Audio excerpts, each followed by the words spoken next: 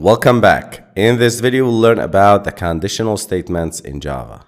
Conditional statements allow you to make decisions in your code based on certain conditions. They help your program choose different paths and execute specific blocks of code depending on whether a condition is true or false. Let's start with the first type of conditional statements, which is the if statement. The if statement is the simplest form of conditional statements. It checks a condition, and if the condition is true, it executes a specific block of code. For example, int age equal to 15 or 18. Let's start with the if statement to check if age greater than or equal to 18, then I'll print system.out.println you're an adult. I'm checking here if this condition between these parentheses, if the condition is true, go and get the age, compare it to 18. If it is greater than or equal, then print this. If it is not, then skip this code block. Let's run. So we have the message printed out. You're an adult. Because this age is greater than 18, so we need to execute this system.out.println line. Let me start with age equal to 15. Run it again, and you can see there is no message telling us that you are an adult because age is 15.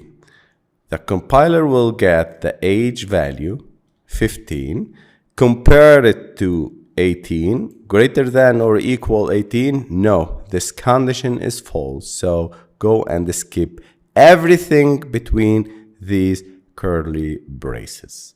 So this if condition and the if statement will not be executed. The second type of conditional statements is the if-else statement. Consider this code. If I need to print another message telling that the user is a minor, not an adult. So here I'll start with else keyword, and here I'll make system.out.println you're a minor. Okay, let me run.